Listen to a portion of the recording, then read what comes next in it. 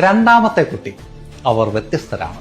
സ്വഭാവത്തിലും പെരുമാറ്റത്തിലും. കൊഞ്ചിച്ച് ആദ്യത്തെയാൾ to സെൻസിറ്റീവായി പോയി എന്നൊരു തോന്നലുണ്ടോ? പേടിക്കേണ്ട.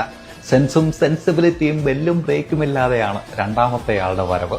ഒരു സിംഹം ഒറ്റയ്ക്ക് വാഴുന്ന കാട്ടിൽ ഡയപ്പറിട്ട് വെറും കൈയോടെ കയറി ചെന്ന് സ്വന്തം സ്ഥാനം ഉറപ്പിച്ചവർക്ക് എന്ത് ചമ്മൽ, എന്തു കൊഞ്ചൽ, എന്തിനും ഏതിനും കൂട്ടുവേണ്ടവരാണ് ആദ്യത്തെയാളെന്ന് ആശങ്കയുണ്ടോ?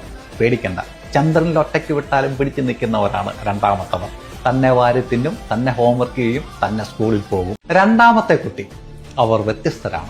സ്വഭാവത്തിലും പെരുമാറ്റത്തിലും. കൊഞ്ചിച്ച് ആദ്യത്തെയാൾ ടു സെൻസിറ്റീവായി പോയി എന്നൊരു തോന്നലുണ്ടോ? പേടിക്കേണ്ട.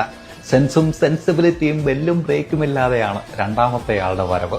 ഒരു സിംഹം ഒറ്റയ്ക്ക് വാഴുന്ന കാട്ടിൽ ഡയപ്പറിട്ട് വെറും കൈയോടെ കയറി ചെന്ന് സ്വന്തം സ്ഥാനം ഉറപ്പിച്ചവർക്ക് എന്ത് ചമ്മൽ, എന്തു കൊഞ്ചൽ, എന്തിനും ഏതിനും കൂട്ടുവേണ്ടവരാണ് ആദ്യത്തെയാളെന്ന് ആശങ്കയുണ്ടോ?